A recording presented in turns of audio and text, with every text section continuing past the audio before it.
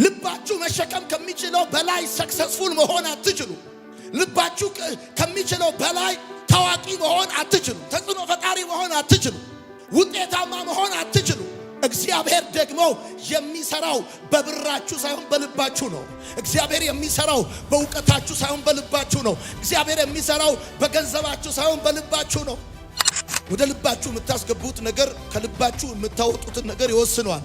ኢንፑት አውትፑቱን ስለሚወስነው የሚገባ ነገር ካለ የሚወጣ ነገር ስላለ በቤታችን ውስጥ በትዳራችን ውስጥ በስራችን ውስጥ ያሉ ችግሮች ዋነኛ ምንጫቸው ልባችን ነው።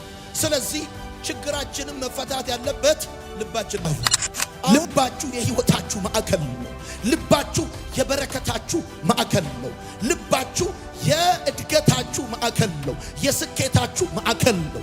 የእርምጃችሁ ማዕከል ነው። የስኬታችሁ የደረጃችሁ ማዕከል ነው። ልባችሁ ጠበኛ አመፀኛ ልብ ያላቸው ሰዎች አሉ። ቸርች ውስጥ ራሱ አይታዘዙም፣ አይገዙም፣ ሰሚታ አያደርጉም። ልክ እንደ ፊካ በሬ ናቸው። ይዋጋሉ፣ ያዋጋሉ፣ ይበጠብጣሉ፣ ያበጣብጣሉ። ቸርቹ ሰላም ሲሆን ደስ አይላቸው። የጸጋ ስጦታ እና የእግዚአብሔር ልዩ ልዩ የመንፈስ ቅዱስ አሰራር ሲገለጥ ደስ አይላቸው። በቃ ደስ አይላቸው። ደስተኛ ልብ መልካም መድኃኒት ናት እንደሚል መጽሐፍ ታውቃላችሁ። እናንተ ቤት ያሉ ህመሞች መድኃኒታቸው ያለው ፋርማሲ ውስጥ አይደለም፣ ልባችሁ ውስጥ። እናንተ ቤት ያለ ችግር መፍትሄው ያለው መንግስት ቢሮ አይደለም፣ እናንተ ልብ ውስጥ ነው። የቢዝነሳችሁ መፍትሄ ያለው ልባችሁ ውስጥ ነው።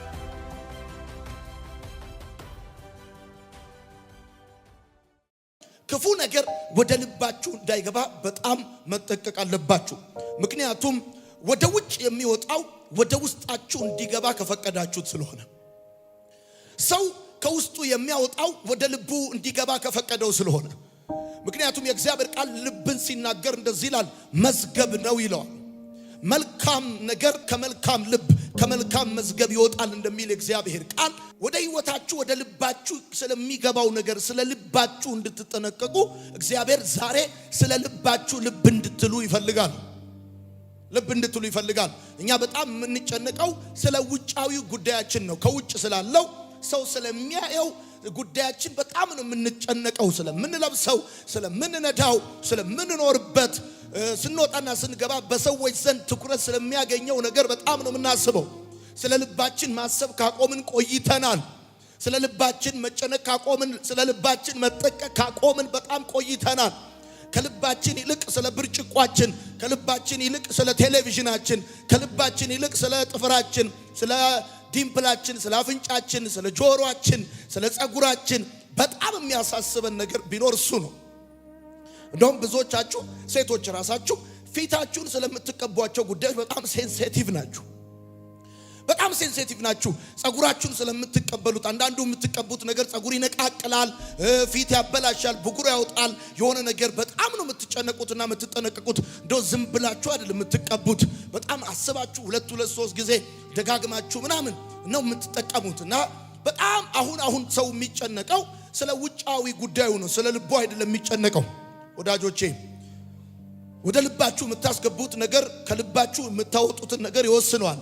ኢንፑት አውትፑቱን ስለሚወስነው የሚገባ ነገር ካለ የሚወጣ ነገር ስላለ በቤታችን ውስጥ በትዳራችን ውስጥ በስራችን ውስጥ ያሉ ችግሮች ዋነኛ ምንጫቸው ልባችን ነው። ስለዚህ ችግራችንን መፈታት ያለበት ልባችን ላይ ነው። አሁን ብዙ ጊዜ ችግራችን የማይፈታው ለምንድነው ቢባል የችግራችን ምንጭ ሌላ ቦታ ነው። ችግራችንን ለመፍታት ጥረት የምናደርገው ደግሞ ሌላ ቦታ ነው። የቤታችን ችግር ምንጩ ልባችን ከሆነ ይሄንን የቤታችን ችግር ምንጩ ልባችን ሆኖ እያለ ኪሳችን ጋር መፍትሄ ልናመጣ አንችልም። የተበላሸበት ቦታ ነው መስተካከል ያለበት። የወደቀበት ቦታ ነው መነሳት ያለበት። የጠፋበት ቦታ ነው መፈለግ ያለበት። የደረቀበት ቦታ ነው እንደገና መለምለም ያለበት። ስለዚህ ስራችን የተበላሸው ኪሳችን ውስጥ አይደለም። ስራችን የተበላሸው ልባችን ውስጥ ነው። ትዳራችን የተበላሸው ውሽና አይደለም፣ ማድሜት አይደለም፣ ወይም ደሞዛችን ላይ አይደለም። ትዳራችን የተበላሸው ልባችን ውስጥ ነው። ሌላውም አገልግሎታችንን በሉት፣ እንቅስቃሴያችሁ፣ የምትፈልጉት ጉዳይ ቢዝነሳችሁም ቢሆን ማለት ነው። ስለዚህ ሰው ልቡ ውስጥ ያበላሸውን ነገር ኪስ ውስጥ ይፈልገዋል። ሰው ልቡ ውስጥ ያበላሸውን ነገር ጓዳ ውስጥ ይፈልገዋል። ሰው ልቡ ውስጥ ያበላሸውን ነገር አደባባይ ይፈልገዋል። ሰው ቤት ይፈልገዋል፣ መስሪያ ቤት ይፈልገዋል፣ ወይም ደግሞ የሆነ ሀብታም ቤት ሄዶ ምናምን ይፈልገዋል። ነገራችሁ የተበላሸበት ቦታ ካላስተካከላችሁት የፈለገ ነገር ሊሆን ይችላል ተመልሶ ያው መሆኑ የማይቀር ጉዳይ ነው። የማይቀር ጉዳይ ነው በእርግጠኝነት። ምክንያቱም ወደ ትዳር ስትመጡ ወደ ፍቅር ስትመጡ የመጣችሁት ካፒታል አዋጣችሁ አክሲዮን አይደለም የመሰረታችሁት። ፒኤልሲ አይደለም የመሰረታችሁት። ስንት ይዘሻል ስንት ይዛል ተባብላችሁ አይደለም የመሰረታችሁት። እና እንደውም ቢገርማችኋል እኔ በጣም በልጅነቴ ከምወደው ጸሎት ውስጥ አንደኛው ቀባኝ ነው። ቀባኝ እንደ ዳዊት ቀባኝ በቃ ይሄን ጎልያድን ጉዱን ላሳይ በቃ ልጣለው ልዘረው ጌታ ሆይ በቃ ቀባኝ ጎልያድን የሚጥል ቅባት ምናም በየጸልያለው አንድ ቀን እግዚአብሔር እንደዚህ ያለኝ የእሴይን ልጅ ዳዊትን አገኘሁት የሚለውን ዘለዋለሁ የእሴይን ልጅ ዳዊትን አገኘሁት ከቅዱስም ቅባት ቀባሁት። ከመቀባት የሚቀርበው መገኘት ነው። የተገኘ ሰው ነው የሚቀባው። እና ታዲያ ምኑን ነው ያገኘው እግዚአብሔር ብላችሁ ስትሉ መቼም እግዚአብሔር አሸዋ በፊቱ የተቆጠረ ነው። ፍጥረትን በስም ያውቀዋል እግዚአብሔር። እና ፈልጎ ዳዊት የሆነ ቦታ የሆነ ፌርማታ ገብቶበት እንዳይመስላችሁ እያወራ ያለው እግዚአብሔር ስለ ዳዊት ስለ ልቡ ነው።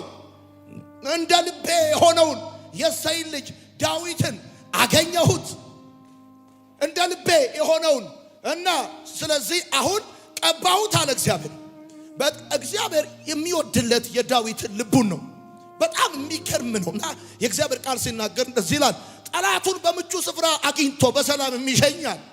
በጣም እግዚአብሔር የሚወድለት ልቡን ነው። ወዳጆቼ ልባችሁ የህይወታችሁ ማዕከላዊ ነጥብ ነው። ጻፉ። ልባችሁ የህይወታችሁ ማዕከል ነው። ልባችሁ የበረከታችሁ ማዕከል ነው። ልባችሁ የእድገታችሁ ማዕከል ነው። የስኬታችሁ ማዕከል ነው።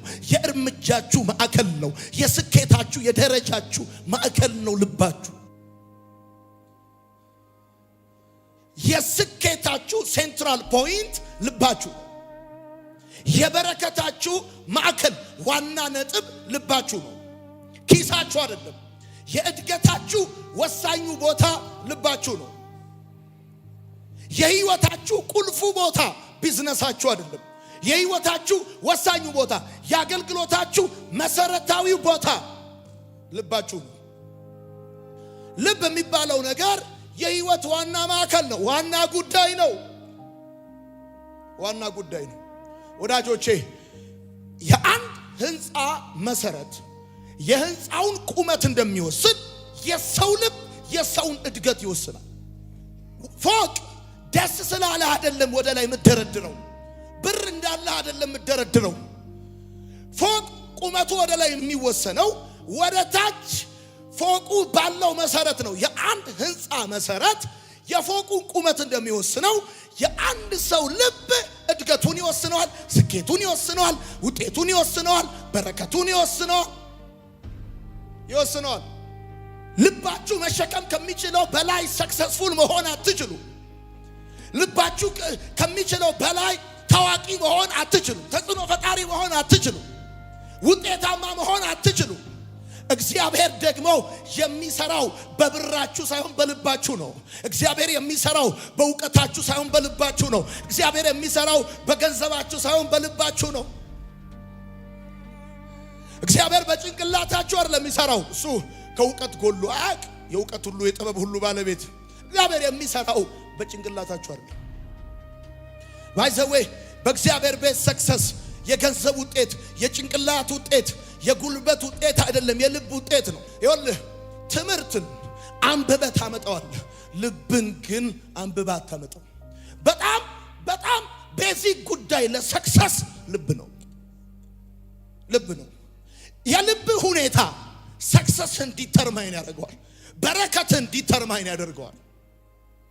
አንተ ያለህ አይነት ልብ በህይወትህ ለሚሆኑ ነገሮች በጣም መሰረታዊ ናቸው። በመጽሐፍ ቅዱሳችን ውስጥ በጣም ብዙ አይነት ልቦች አሉ። ለምሳሌ አሁን በእግዚአብሔር መንግስት ገንዘብ ልትሆን የምትችለው በእውቀት አይደለም፣ በልብ ነው። እግዚአብሔር የሚነግድብህ፣ እግዚአብሔር የሚሰራብህ በጉልበት ልክ አይደለም፣ በልብ ልክ ነው። ጻፉ። ልብህ የአስተሳሰብህ የቃላትህና የድርጊት መነሻ ነው። ልብህ ርኩስ ሆኖ እጅግ ላይ ያለው ቅዱስ ሊሆን አይችልም። ልብ ውስጥ ያለው ርካሽ ሆኖ እጅክ ላይ ያለው ውድ ሊሆን አይችልም። ልብክ ላይ ያለው ዋጋ ነው እጅክ ላይ ገንዘብ የሚሆነው። ሰው በምንም ተአምር በልቡ ገዳይ ሆኖ በእጁ አዳኝ ሊሆን አይችልም። ሰው በምንም ተአምር በልቡ ነጣቂ ሆኖ በእጁ ሰጪ ሊሆን አይችልም። ሰው በምንም ተአምር በልቡ ነፍሰ ገዳይ ሆኖ በእጁ አዳኝ ሊሆን አይችልም። መጽሐፍ ሲናገር ሰው በመኝታው ላይ ያስባል፣ ሲነቃ ኃይል የሱ ነውና ወጥቶ ያደርገዋል። አለቀ። ልብ ደግሞ የሐሳብህ የቃላትህና የድርጊትህ የተግባርህ መነሻ ስፍራ።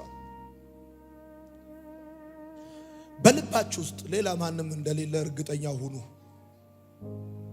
ዛሬ ምክር ቃል ነው የምትሰሙት። በልባችሁ ውስጥ ሌላ ማንም እንደሌለ እርግጠኛ ሁኑ። ለምሳሌ መጽሐፍ ቅዱሳችን ውስጥ በጣም ብዙ ልቦች አሉ። የመጀመሪያው ለምሳሌ አመፀኛ ልብ ብላችሁ ጻፉ። አመፀኛ ልብ አለ። ይሄ አመፀኛ ልብ አይጠቀምም። መገዛትና ይሄ መታዘዝ አይወድም። መገዛት አይወድም፣ መግዛት ነው የሚወደው። አመፀኛ ልብ አለ። መታዘዝ የማይወድ ልብ አለ። አመፅ ቀስቃሽ ይሆናል። ጸጥ ሲል ዝም ብሎ የሚደብረው፣ ዝም ሲል የሚደብረው፣ ሲበጠበጥ፣ ሲታወክ፣ ሲተራመስ ደስ የሚለው አመፀኛ ልብ አለ። የእግዚአብሔር ቃል በኤርምያስ መጽሐፍ ምዕራፍ 5 ቁጥር 23 ሲናገር እንደዚህ ይላል፣ ለዚህ ሕዝብ ግን የሸፈተና አመፀኛ ልብ አላቸዋል። የአመፅ ልብ አላቸው፣ አመፀኛ ልብ አላቸዋል። ይሄ ሕዝብ አለ እግዚአብሔር የሸፈተ ብቻ አይደለም፣ አመፀኛ ልብ አላቸዋል። ሸፍተዋል። ከተማ ነው እጃቸው ያለው እግራቸው ያለው፣ ልባቸው ግን ጫካ ሽፍታ ነው ልባቸው። ዝም ብሎ ጋቢ ለብሶ ሶፋ ላይ ተኝቷል። ሽፍታ ነው። ሽፍታ ሰላም ሲሆን ደስ አይለው። ብርጭቆ ካልተሰበረ፣ እቃው ካልተገለባበጠ፣ ካልተተራመሰ ደስ አይለው። አመፀኛ ልብ የሚባል ይሄ ሕዝብ አለ እግዚአብሔር ሽፍታና አመፀኛ ልብ አለ። አመፀኛ የሚባል ልብ አለ። መገዛት የማይወድ፣ መታዘዝ የማይወድ፣ ሰላም የማይወድ፣ እርቅ የማይወድ እሱ መግዛት ብቻ ነው የሚወደው። ማዘዝ ብቻ ነው የሚወደው። መታዘዝ አይወድም። እንዲህ አይነት አመፀኛ ልብ ይገርማችኋል፣ አይጠቀምምም አይጠቅምም። ማዘዝ ብቻ ደስ የሚላችሁ፣ መታዘዝ ደስ የማይላችሁ፣ መግዛት ደስ የሚላችሁ፣ መገዛት ደስ የማይላችሁ፣ ሰላም ሲሆን ሲረጋጋ ደስ የማይላችሁ፣ አጀንዳ እየፈጠራችሁ ማዕበል የምታስነሱ ሰዎች አላችሁ በየቤቱ። ጠበኛ አመፀኛ ልብ ያላቸው ሰዎች አሉ። ቸርች ውስጥ ራሱ አይታዘዙም፣ አይገዙም፣ ሰሚታ አያደርጉም። ልክ እንደ ፊካ በሬ ናቸው። ይዋጋሉ፣ ያዋጋሉ፣ ይበጠብጣሉ፣ ያበጣብጣሉ። ቸርቹ ሰላም ሲሆን ደስ አይላቸው። የጸጋ ስጦታ እና የእግዚአብሔር ልዩ ልዩ የመንፈስ ቅዱስ አሰራር ሲገለጥ ደስ አይላቸው። በቃ ደስ አይላቸው። አመፀኛ አንደኛው ልብን ጠብቅ አለ መጽሐፍ። አሁን ቆይ ስማ፣ ልብን ጠብቃል። የህይወት መውጫ ናት። አጥብቀ ልብን ጠብቃል። ወደ ልብ የሚገባው ጉዳይ ከልብ የሚወጣው ነገር ይወስነዋል። ልብ የተግባር የቃልህና የድርጊት መነሻ ነው። እሺ፣ እግዚአብሔር ደግሞ በጣም የሚወደው አፍንጫ እንዳይመስል ልብህ ነው። ወይኔ አፍንጫው ምናምን ብሎ አፍንጫ ቢገተር ጭንቅላት ነው ዲምፕልሽ ምናምን አይደለም እግዚአብሔር የሚወደው። እግዚአብሔር በጣም የሚወደው ጥፍርሽን አይደለም፣ የሰውነት ቅርጽሽን አይደለም። እግዚአብሔር በጣም የሚወደው ልብህን ነው። እንደ ልቤ የሆነውን የእሴይ ልጅ ዳዊትን አገኘሁት እንዳለ መጽሐፍ ልብህን አጥብቀህ ጠብቅ። ጥፍራችሁን በጣም የምትጠብቁ ሰዎች ልባችሁን በጣም ጠብቁ። ለምንድን ነው ይሄን እምላችሁ? ይሄን እምላችሁ ለመሰላችሁ ንጹህ ልብ የእግዚአብሔር ማግኔት ነው። ንጹህ ልብ የእግዚአብሔር ማግኔት፣ እግዚአብሔርን አትራክት የሚያደርግ፣ እግዚአብሔርን የሚስብ፣ እግዚአብሔር አይኖቹን የሚጥልበት። ሁለተኛው ልብ ድንጋይ ልብ ነው። ድንጋይ ይሄ ድንጋይ ልብ አይጠቅምም አይጠቀምም። ይገርማችኋል። ምላሽ የማይሰጥ ልብ ማለት ነው ጻፉ። ድንጋይ ልብ ማለት ምላሽ የማይሰጥ I love you so much ብትለው I love you too አይል። I'm sorry ብትለው ምንም ምላሽ አይሰጥም። ይገርማል። ክንችር ያለ ከሸሮ ልብ ድንጋይ ልብ አለ መጽሐፍ ሲናገር። ምላሽ የማይሰጥ አይታችሁ አታውቁም? ሰርግ ቤትም አይዘፍንም፣ ለቅሶ ቤትም አያለቅስም። ያው የሆነ ልብ አለ ክንችር። እንዲህ አይነት ቤተሰብ አጋጥሟችሁ አያውቅም? ለሰርግ ቤትም ለለቅሶ ቤትም የማይሆን ይገርም። ይሄ ምላሽ የማይሰጥ ልብ እግዚአብሔር ይገስጻል። ተመለስ ይላል ኩችር ምላሽ አይሰጥ። ለፍቅር ምላሽ አይሰጥ፣ ለቁጣ ምላሽ አይሰጥ፣ ለምንም ነገር ምላሽ አይሰጥም። ምንም ነገር የማይሞቀው የማይበርደው ልብ አይሞቀው አይበርደው። ምንም ነገር የማይሞቀው የማይበርደው ከራሱ ውጪ ለሌላው ቦታ የሌለው ልብ ማለት ነው ድንጋይ ልብ ማለት። ከራሱ ውጪ ሀለ ራስ የሆነ ሰው እስቲም ለራሱ ማሳጅ ለራሱ አቤት ሳውና ለራሱ ሁሉን ነገር ለራሱ ከራሱ ውጪ ለሌላ ምንም ቦታ የሌለው። እሱ ከተቀመጠ፣ እሱ ከበላ፣ እሱ ከጠጣ፣ ሌላ እሱ ከለበሰ፣ ሌላው ቢበርደው፣ ሌላው ቢርባው፣ ሌላው ቢከፋው፣ እሱ ከሳቀ፣ ሌላው ቢያለቅስ ጉዳዩ ያልሆነ ልብ ድንጋይ ልብ ድንጋይ። እግዚአብሔር እንደዚህ ያለ በሕዝቅኤል መጽሐፍ ምዕራፍ 11 ቁጥር 9 ከስጋችሁ ውስጥ የድንጋይ ልብ አወጣለሁ። የድንጋይ ልብ ምናልባት ሐኪም የሰውን ልብ ቼክ ቢያደርግ እግዚአብሔር ማዳመጫውን ይዞ መጥቶ እግዚአብሔር የማያየውን ሲቲ ስካኑ ምናምን ይዞ መጥቶ ሲያይ አንደኛ የሚያገኘው ኮብልስቶን ልብ ነው። ከስጋቸው ውስጥ አለ የድንጋይ ልብ አወጣለሁ። ምላሽ የማይሰጥ ልብ። ምላሽ ስጡ እንጂ ለፍቅር ምላሽ ስጡ፣ ምላሽ ስጡ። ሶስተኛው የማያምን ልብ ደግሞ አለ። የማያምን ልብ አለ። ይሄ የማያምን ልብ ይገርማችኋል፣ በጥያቄ የተሞላ ልብ ነው። በቃ ፉል ኦፍ ኩዌሽን፣ በጥያቄ የተሞላ ነው። በጣም ተጠራጣሪ ልብ አለ። በቃ ክፉ ልብ፣ እውነትን የሚጠላ ልብ አለ። የማያምን ልብ ሰብከው አይደለም ኢየሱስን ቀራንዮን ራሱ ቢደገምለት የማያምን አለ። ራሱ ቀራንዮ ኢየሱስ ክርስቶስ ወደ ኋላ ልክ እንደ ፊልም ወደ ኋላ ወስዳችሁት 2000 ዓመት ወደ ኋላ ሄዶ ኢየሱስ በተሰቀለበት ዘመን እንደው ዝም ብሎ አስገኝታችሁት አየኸው ወይ ንጉሱን ብትሉት የማያምን አለ። የማያምን ልብ፣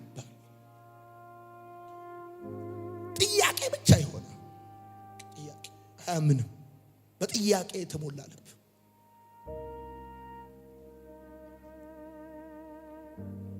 ተጠራጣሪ ልብ፣ ክፉ ልብ፣ እውነትን የማይወድ። ታውቃላችሁ እውነትን የማይወዱ ሰዎች እንዳሉ? ለምሳሌ እውነትን ሰው እንዴት እውነትን አይወድም ምናምን እንዳትሉኝ። በጣም ነው ሰው እንደውም እውነትን የማይወደው። በኢትዮጵያ ማህበራዊ ሚዲያ ከፍተኛ ተከታይ ያላቸው እውነት የሚያወሩ ሰዎች አሉ፣ ውሸት የሚያወሩ ሰዎች ናቸው። ይሄው እኔን እንኳን በየሳምንቱ እኮ የሚገሉኝ። በዕብራውያን መጽሐፍ ምዕራፍ 3 ቁጥር 12 የእግዚአብሔር ቃል ሲናገር እንደዚህ ይላል፣ ክፉና የማያምን ልብ በእናንተ በአንዳችሁ እንዳይኖር ተጠንቀቁ ይላል። ተጠንቀቁ፣ ተጠንቀቁ። ክፉ ልብ፣ የማያምን ልብ በእናንተ እንዳይኖር ተጠንቀቁ። አሁን ብዙ ሰው አባቱን አያምንም፣ እናቱን አያምንም፣ ጓደኛውን አያምንም፣ ቤተሰቡን አያምንም። የማያምን ልብ ጥያቄ ብቻ ይሆናል። ጥያቄ ይሆናል።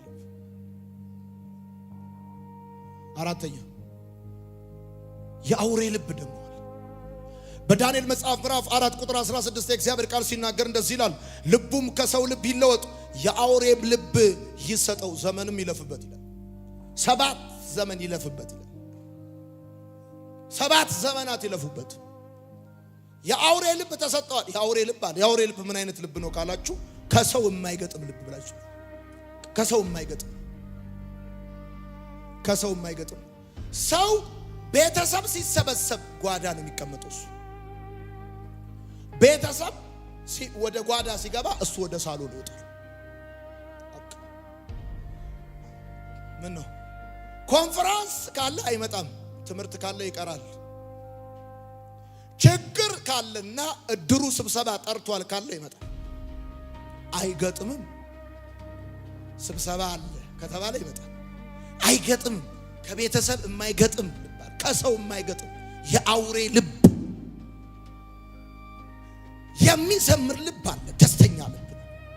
የሚዘምር ልብ ፈጣን የሚዘምር ልብ በኃይል የተሞላ ነው። በመንፈስ ቅዱስ ሐሴት የሚያደርግ ነው። ጻፉ። በመንፈስ ቅዱስ ሐሴት የሚያደርግ ልብ መድኃኒት የሆነ ልብ አለ። ደስተኛ ልብ መልካም መድኃኒት ናት እንደሚል መጽሐፍ ታውቃላችሁ። እናንተ ቤት ያሉ ህመሞች መድኃኒታቸው ያለው ፋርማሲ ውስጥ አይደለም፣ ልባችሁ ውስጥ ነው። እናንተ ቤት ያለ ችግር መፍትሄው ያለው መንግስት ቢሮ አይደለም፣ እናንተ ልብ ውስጥ ነው። የቢዝነሳችሁ መፍትሄ ያለው ልባችሁ ውስጥ ነው። አለቀ። የሚዘምር ልብ ደግሞ አለ። በቃ ቢጎልበትም ይዘምራል፣ ቢከፋበትም ይዘምራል፣ ቢጨልም ይዘምራል፣ ቢነጋም ይዘምራል። በቃ እንደው ዝም ብሎ በአማረ ቅኔ ይላል። እንደዚህ አይነት ሰው ሲያንጎራጎር ራሱ ዝም ብሎ የደስታ መንፈስ ይመጣብሃል።